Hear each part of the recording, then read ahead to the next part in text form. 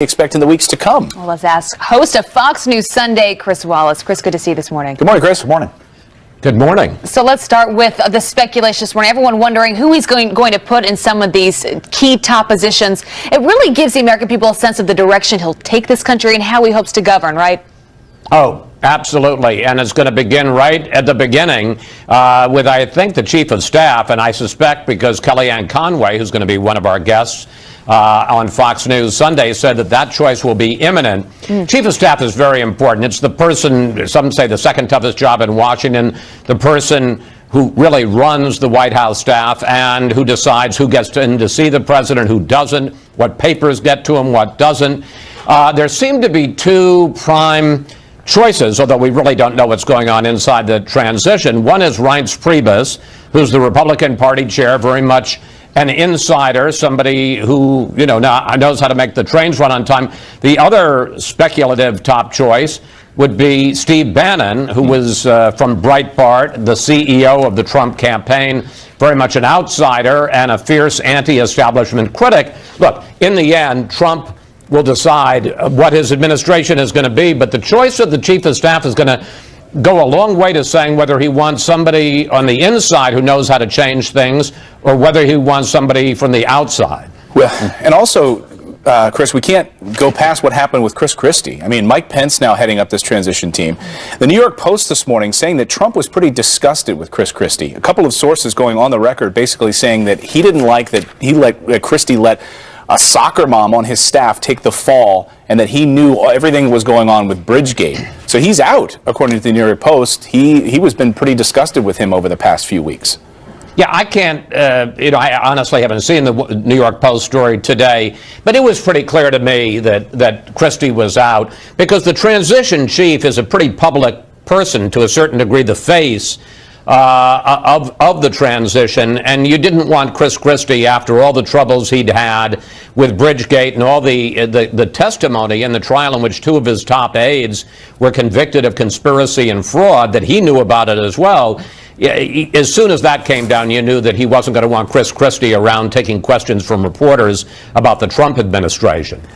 Chris, you've got your finger on the pulse in Washington as well as anybody. The speculation was always, how will Washington react to a Donald Trump presidency? Here we are with it settling a little bit 4 or 5 days later. What are you hearing about how folks are responding? Do they want to be a part of the administration? Are they holding back? How's the outreach?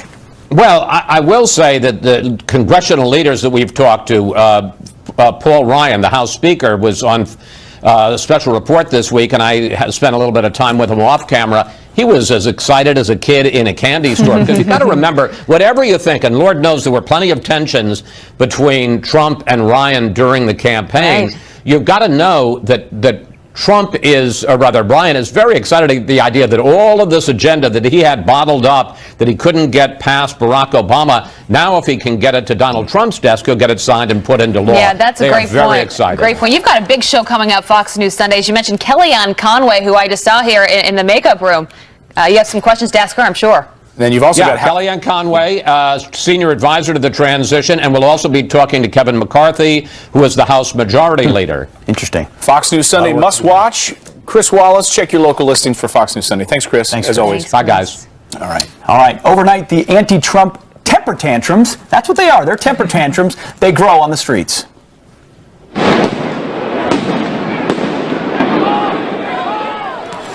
Well, can these liberals really call this, is that freedom of speech? That doesn't look like to me. We break down this destructive behavior in a fair and balanced debate. It's coming up next, and you're not going to want to miss it.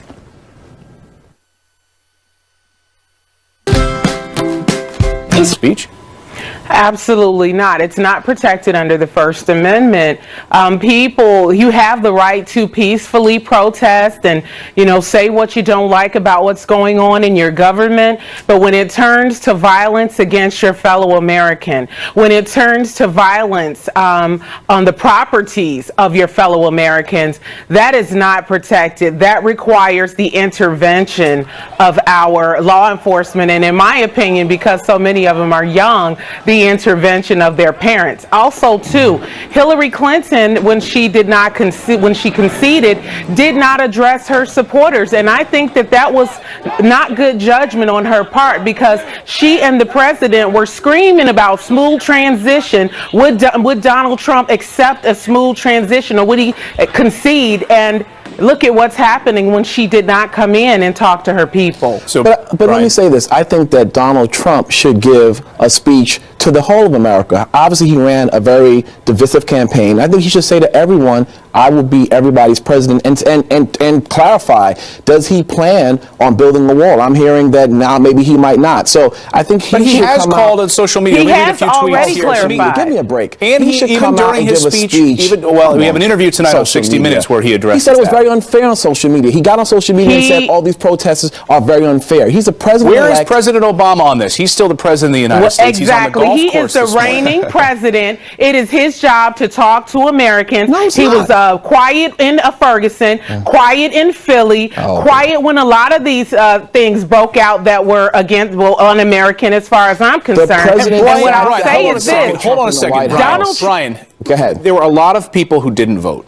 We saw numbers significantly down in That's Philadelphia true. where we're seeing these riots. That's Portland, Michigan, Detroit. That's true. These people that are out there organized, suddenly, know that. spontaneously. Being paid. Where they're Being coming paid. from. Did they vote? Why didn't they vote? Couldn't they have done this before Election Day? I believe a lot of them did vote. The bottom line was there wasn't enough votes. I mean, look, Donald Trump won the election fair and square. I don't think anyone's arguing that. Thank you. God bless your lips. People are making the case that the way he won was inappropriate, and there's consequences to his words, and that's why people are protesting.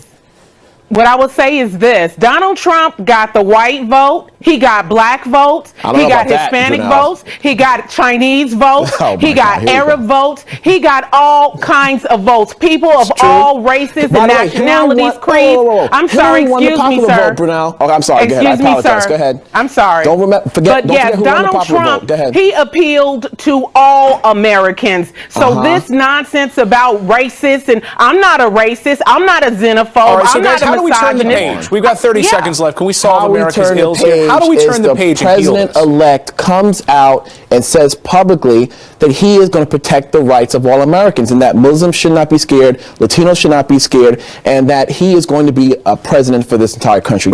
It's just basically saying, well, we're just going to, try harder.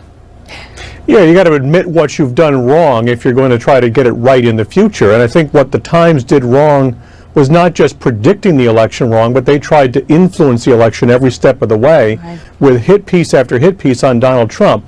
And that was missing the mood of the voters, but it was also trying to tamper with the election. Yeah, the big takeaway from this election was the American people giving the middle finger to the establishment, to the media elite, as you could call the New York Times. And it seems like they've had an attitude, right? The New York Times acting as if they knew better than the American people. They knew what was going to happen, and much to their surprise, they were wrong. Right. I think they decided on a narrative early on in this election that Donald Trump was unfit, unworthy to be president. Hillary Clinton was the only choice. So all of their coverage was designed to prove their prejudice about this election. When they would interview Trump people out, Trump supporters at these rallies, it was to show them being kooky people, as opposed to really trying to figure out what was going on, what was motivating them, what were the economic issues that had been unaddressed in the last 8 years that would make them go this way. And I think, they just choosing the conclusion first and then reporting to fill in the gaps is biased reporting, and it made them really miss the political story of the decade. Very much so, and it doesn't count as an apology if in that same letter you say, we thought we were fair throughout the entire election. But what they suffer from is their bottom line. They're a business, they've got to make money, and they're not making it. They've been hearing from their readers. Here's a letter from a New York Times reader, Nick Crawford from Plymouth, Michigan. He wrote, perhaps the election result would not be such a surprise if your reporting had acknowledged what ordinary Americans care about, rather than pushing the limited agenda of your editors.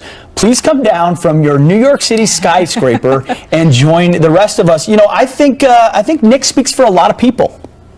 I think he does, and I think it's also not just the New York Times. There's ABC, CBS, NBC. A lot of these liberal New York-based media outlets were blindsided by this election. They tried to influence it in a way to help Hillary Clinton. and they're all losers in this election. Yeah, well, Tuesday was a huge wake-up call. Sure and if it was. wasn't, then it needs to be. We'll see if it will be, really. It's a challenge. You can't just turn off the progressive switch when you've got an agenda. We'll see how they do If it it. was too little too late. All right, good to see you this morning. Thank you. Rich. Thanks. All right, coming up, Ted Cruz, the next Supreme Court justice. Is that a real possibility? We're going to look at some of the potential nominees. That's right. Plus, Oprah's got a message for these angry liberal protesters, maybe rioters. She says, chill out. I think everybody can take a deep breath. It's all about you.